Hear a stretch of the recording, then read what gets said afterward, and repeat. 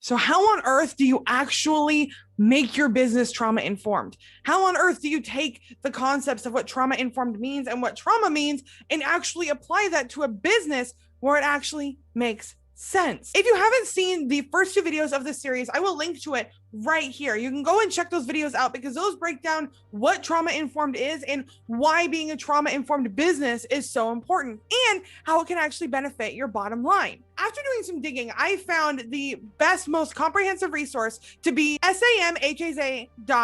Specifically, what I'm going to be using today is one of their papers entitled SAMHSA's Concept of Trauma and Guidance for a Trauma-Informed Approach. Make sure you check the link in the description because that's where I'm going to be putting the link to this source, and I highly recommend you check it out. So let's start out with SAMHSA's Concept of Trauma and Guidance. People with traumatic experiences do not show up only in behavioral health systems. Responses to these experiences often manifest in difficulties in the education, employment, or primary care system. This basically means that while when we think of trauma, we think of therapy and we think of maybe rehab, things like that, that is most definitely a place where we have to be hyper aware of it. But trauma also exists within our companies, within our organizations, within our church, within our nonprofits. Whatever it is, trauma exists there. Why? Because humans exist there. And every human has gone through some sort of trauma, which is why having a trauma-informed lens is so important. The next thing that's really important when you are building this trauma-informed curriculum within your business is to understand what trauma is and to understand how that actually conceptualizes within humans individually and within them as a whole in your organization. According to SAMHSA's concept of trauma, individual trauma results from an event, series of events, or set of circumstances that is experienced by an individual as physically or emotionally harmful or life-threatening, and that has lasting adverse effects on the individual's functioning and mental, physical, social, emotional, or spiritual well-being. Why is this important? When we think of trauma, we think of really big events. Things like witnessing 9/11, things like getting attacked or assaulted, things like a parent passing away. And while these things are most definitely trauma, and I'm an abuse recovery coach after all, being abused is most definitely trauma, what a lot of people don't understand is that even outside of those really big things, there are lots of other types of trauma that really impact us. Trauma like witnessing a car accident, even though you weren't in it, if you witnessed it, that's going to impact you. Trauma like non-physical abuse, even if someone hasn't physically put their hands on you, your brain has been changed, and this can cause PTSD reactions to certain phrases, certain things, or even certain feelings of being manipulated. There's a lot of types of trauma that we don't recognize, and we have to have a concept of trauma in mind when we are building a trauma-informed system. And the reason this is also important to keep in mind is that trauma has lasting adverse effects, which means something like just get over it is one, don't say that. Don't be that insensitive. And two, it's not that easy to just get over it. Trust me, as a trauma survivor myself, if we could just get over it and pretend that we could just tuck that in the back of our mind, then we absolutely would. But the problem is that we can't. We don't enjoy living our daily trauma. We don't enjoy having flashbacks. We don't enjoy the way that our physical and mental health has been forever impacted.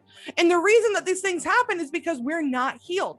Or someone who even is on their healing journey, they can still be triggered at any moment because the brain is a very complicated, finicky, stubborn thing. And so when we get rid of this concept of just get over it, or it's been a year, it's been 10 years, it's been 20 years, we can begin to look at it from a holistic perspective and go, okay, their brain has been impacted.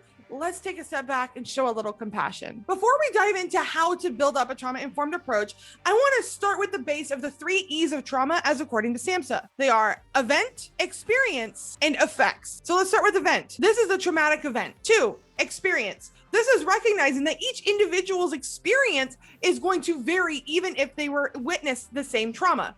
Just like if 4 people witness the same car accident, people are going to respond differently. Some people may jump into action and respond by trying to help people. Some may freeze in fear.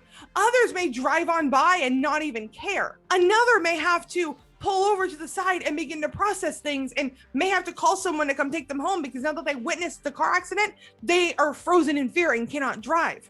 Recognizing that each individual is going to have an individual experience to trauma is such an important part of having a trauma-informed approach. And number 3, effects. These are the different effects of trauma, and they do vary from person to person.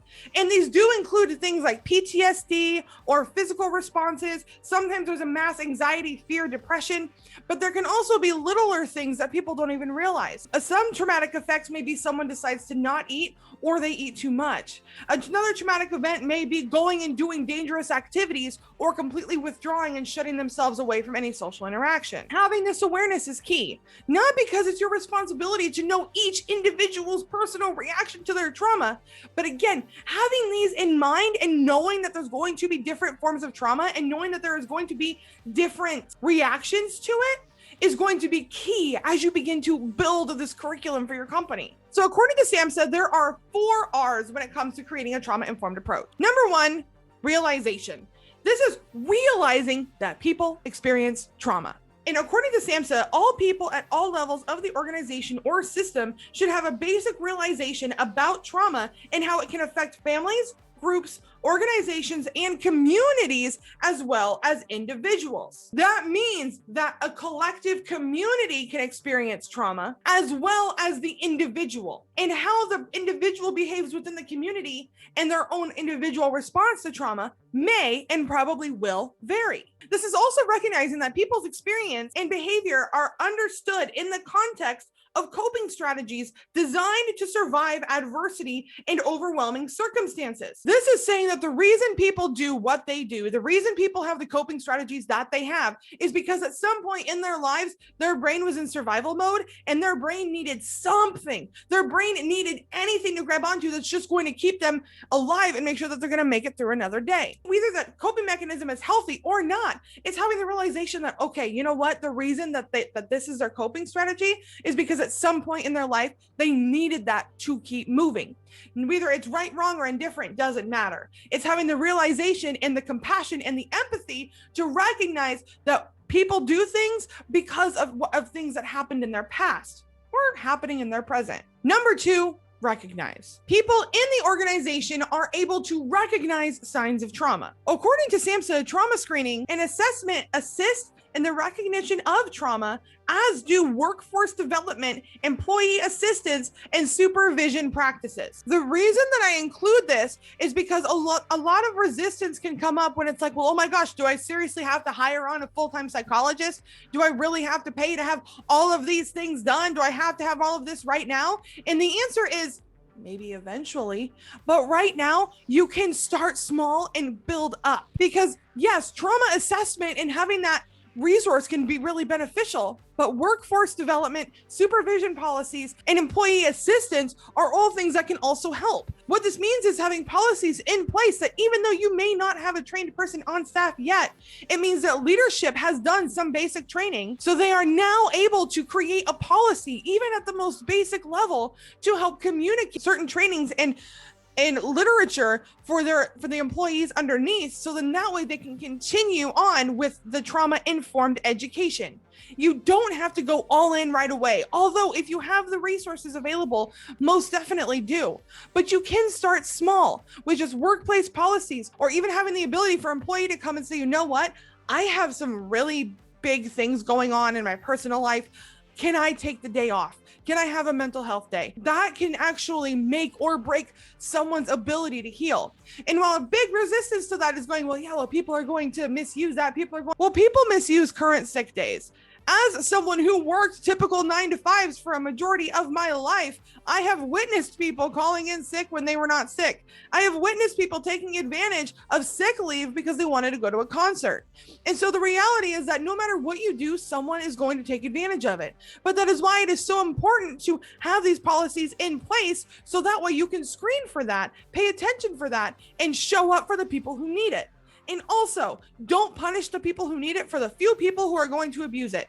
If that's a real worry of yours, you may need to take a step back and think about the people that you're hiring and think about your training and screening process. Number 3, respond. The organization responds by applying the principles of a trauma-informed approach to all areas of functioning. This means that every area of your workforce has some sort of trauma-informed policy, whether it's customer service, HR, marketing, Every functioning part of your business needs to have a trauma-informed policy behind it, because every person in every area of your business has experienced some sort of trauma in their lives. And having these different policies in every functioning piece of your organization is going to make sure that you have an all-encompassing holistic approach and make sure that nobody is left out. And just like I mentioned earlier, how someone witnessing a car accident can definitely be traumatized, even though they weren't in the car accident, it is recognizing that just because someone wasn't directly impacted by the trauma does not mean that they are not affected by it. This can also come into play when people are working with people who have gone through trauma.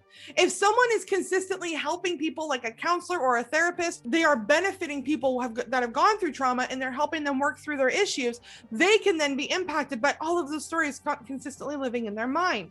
They can become fearful and full of anxiety if they're working with someone who was attacked outside of their house. Just because someone was not directly impacted by something does not mean that they are not experiencing the trauma from it. It is incredibly important to recognize that the human brain doesn't need direct impact in order to be impacted. This also means that staff in every part of the organization has changed their language, behaviors, and policies to take into consideration through the experiences of trauma. Now that we know that every part of the organization needs to be trained in trauma and in a trauma-informed approach, how do we do that? This happens through staff training, a budget for ongoing training, having leadership that recognizes the role of trauma in someone's life. Now, this does not mean that you have to go and spend hours and hours and hours and hours researching trauma, although I do recommend it for most people. This does mean that just knowing that trauma can affect someone's life in a variety of ways. And just because someone's reacting in a way that you wouldn't react doesn't invalidate their reaction in their response. It means having professionals trained in evidence-based trauma response procedures,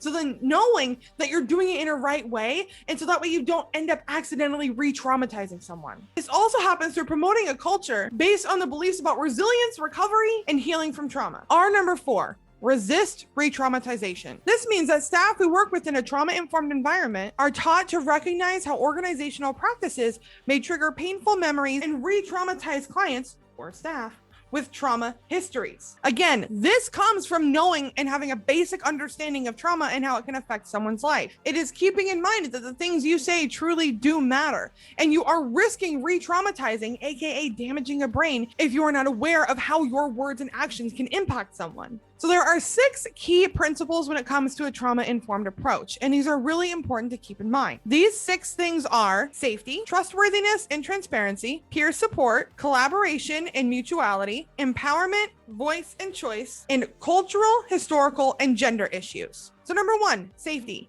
This means that someone feels safe when they are within your environment. This is physically safe as well as emotionally and spiritually safe.